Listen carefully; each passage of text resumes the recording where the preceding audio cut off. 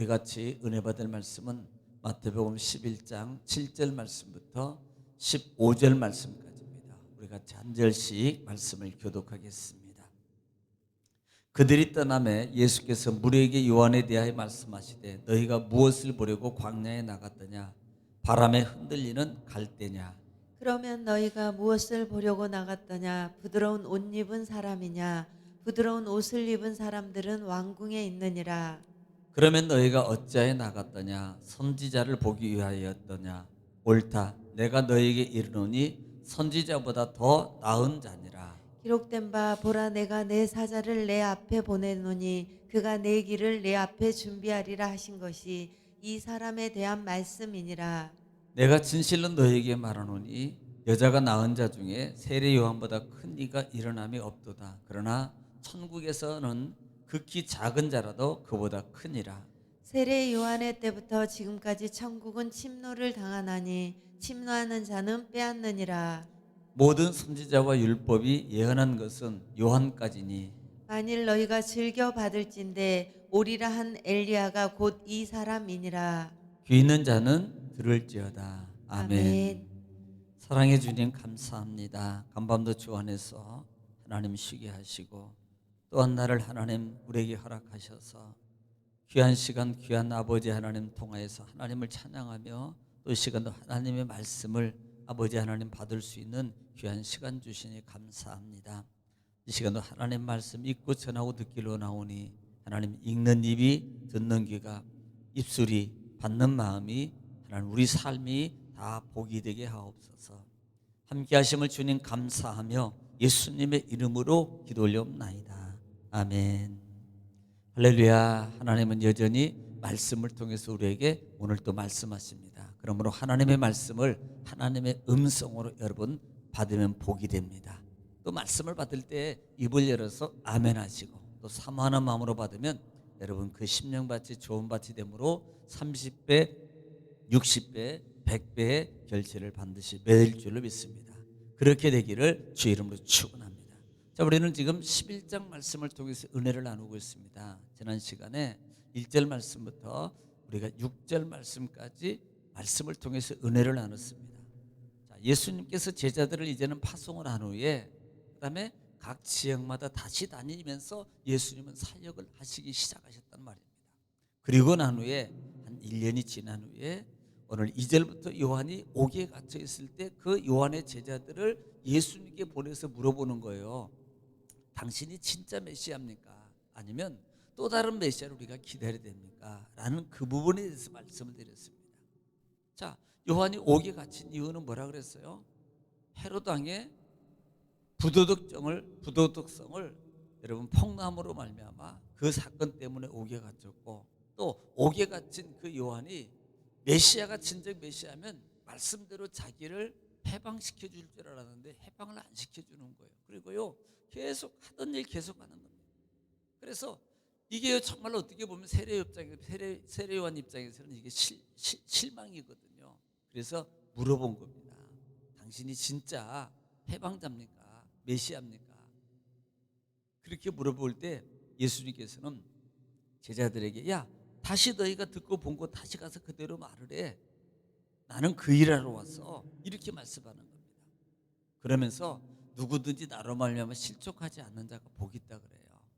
여러분 우리가 진정한 신앙은 바로 하는 겁니다. 바로 할지 못하면 우리는 실족하게 돼 있어요. 때로는 핍박도 감수해야 되는 겁니다. 그런데 그 감수를 견디지 못하면요 그것은 실족으로 갈 수밖에 없다는 거예요. 여러분 십자가를 지는 것은 결코 사명의 십자가는요 여러분 평안과 기쁨과 자유를 누리기 위해서 하는 것은 아니라 이 말입니다. 영적 자유를 누리는 거예요. 할렐루야. 하나님의 은혜와 진리의 말씀을 바로 깨닫는 여러분 되시기를 주님 축원합니다. 자, 오늘 그렇게 제자들을 보내고 난 다음에 7절 말씀에 그들이 떠나매 예수께서 무리에게 요한에 대하여 말씀하시되 너희가 무엇을 보려고 광야에 갔더냐? 바람에 흔들리는 갈대냐? 또 8절에 그러면 너희가 무엇을 보려고 나갔더냐? 부드러운 옷 입은 사람이냐? 부드러운 옷을 입은 사람들은 왕궁에 있느니라. 이렇게 말씀합니다. 먼저요 7절 말씀에 지금 예수님께서 7절 말씀, 8절 말씀을 통해서 지금 남아있는 무리들에게 이 말씀을 질문을 던지는 겁니다. 자, 왜 던질까요? 사실은요, 지금 전 사건입니다. 제자들이 예수님에 대해서 물었던 그 사건은 지금 누가 지시한 거예요? 세례 요한입니다. 자, 그러면 그 당시에 그곳에 모였던 많은 무리들이 세례 요한을 다시 한번 생각하게 되는 거예요. 세례 요한이 저런 사람이었어? 바로 그런 겁니다. 이런 세례 요한에 대한 오해에 대해서 예수님이 풀어주게 한 거예요. 그래서 남은 자들에게 질문하는 거예요. 야, 너희들 세례 요한 광야에 있는 세례 요한한테 갈 때 너희가 뭘 보러 갔어? 그러면서 첫 번째로 보는 게요, 너희가 흔들리는 갈대냐? 그러는 거예요. 흔들리는 갈대라 그랬습니다. 이 말이 무슨 말이냐면, 야, 너희가 갈대 보러 갔어? 이 말은 너희가 돈 보러 갔어? 바로 이런 의미예요. 그래서 크게는 이 두 가지 해석을 가지고 있습니다. 그런데 우리가 볼 수 있는 것은, 기본적인 것은 세례 요한의 흔들림의 모습을 너희가 보러 갔느냐는 겁니다. 흔들리는 세례 요한을 보러 갔느냐, 세례 요한이 그런 사람이냐라는 부분이에요. 그래서 예수님께서 그 부분에 대해서 말씀하는 거죠. 야, 세례 요한은 그런 세례 요한이 아니야. 세례 요한은 정말로 고든 사람이야. 봐라, 여러분, 세례 요한이 여러분 광야로 오는 많은 무리들, 그다음에 유대인들, 그런 많은 사람들을 향해서 강력하게 외치잖아요. 독사의 자식들아, 이렇게 외치잖아요.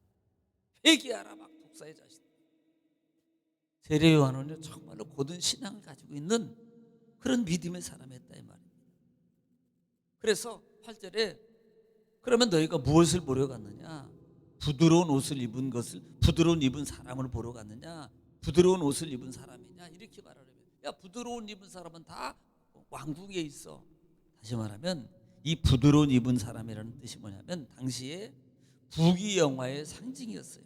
그래서 부귀영화를 누리는 사람, 그 사람들 옷들은요, 옷이 이렇게 부드러운 천에 없는 사람은, 옛날에 우리 그랬잖아요. 있는 사람은 옷이 천이 그냥 이렇게 그 옷감이 좋았잖아요. 근데 옷감이 안 좋으면 이렇게 빳빳하고요, 이게 좀 그런 겁니다. 그래서 부의 상징이었고, 그 부분을 예수님 말하는 것은, 야, 그렇게 부자고 돈 있고 돈 벌고 있는 사람은 야, 다 왕궁에 있어. 너희가 그런 사람 보려고 너 광야로 갔어? 세례 요한은 그런 사람 아니야. 부귀영화를 누리려고 그렇게 광야에서 사역을 하고 있는 사람이 아니야.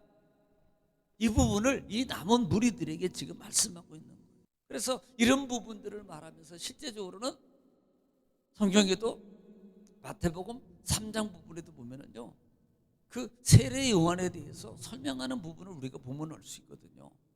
우리가 4절 말씀 우리가 한번 들어보겠습니다. 시작. 이 요한은 낙타털 옷을 입고 자, 요한은, 세례 요한은 무슨 옷을 입었어요? 낙타털 옷. 그다음에 허리에 가죽띠를 띠고 가죽띠를 띠고, 또 음식은 메뚜기와 석청이었더라.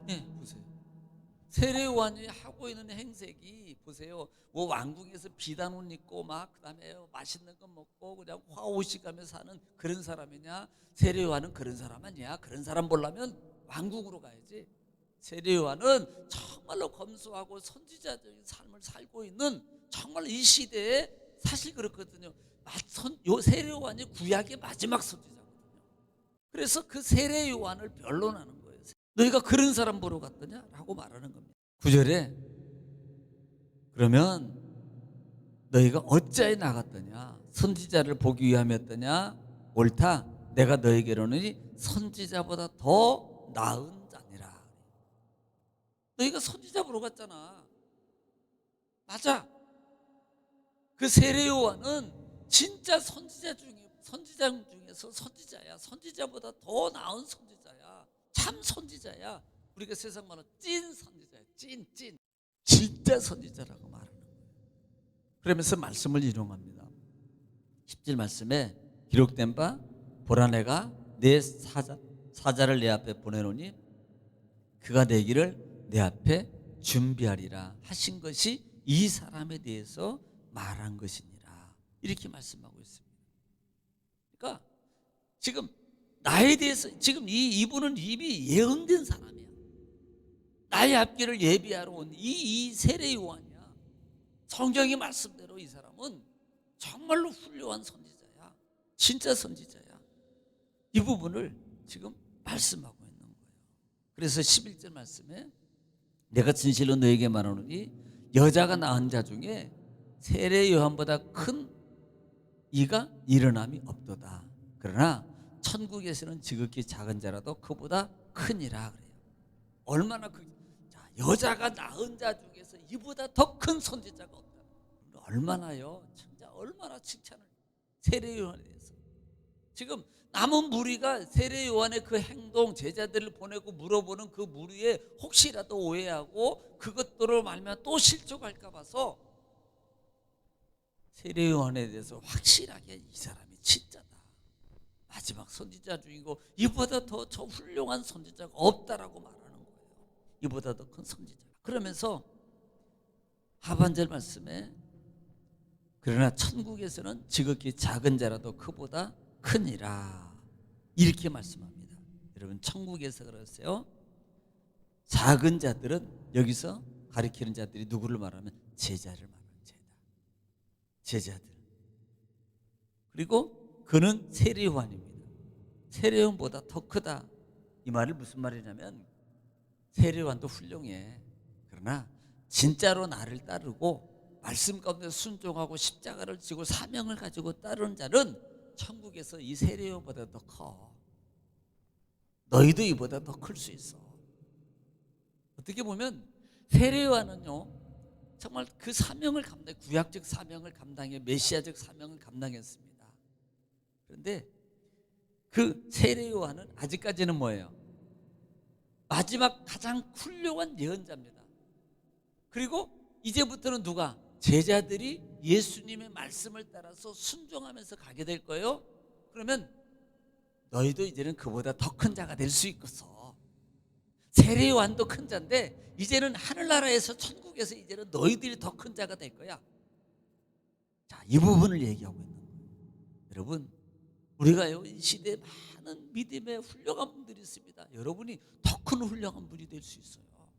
할렐루야.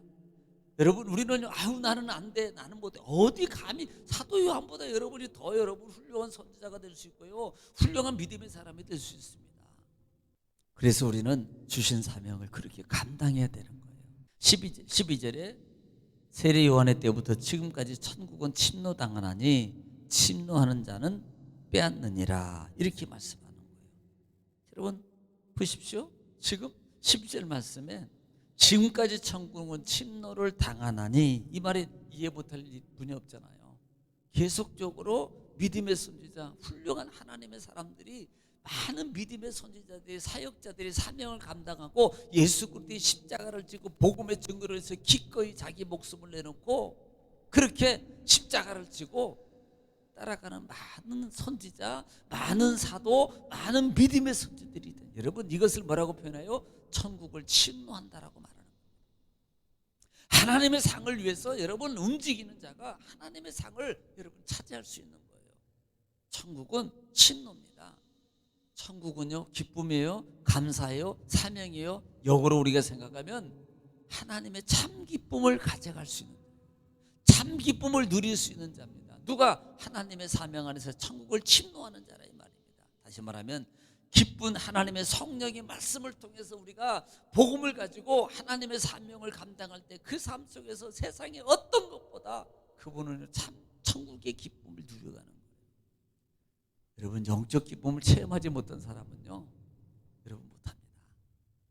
모르는 사람은. 그런데 아는 사람은요, 야, 저 사람 미쳤어.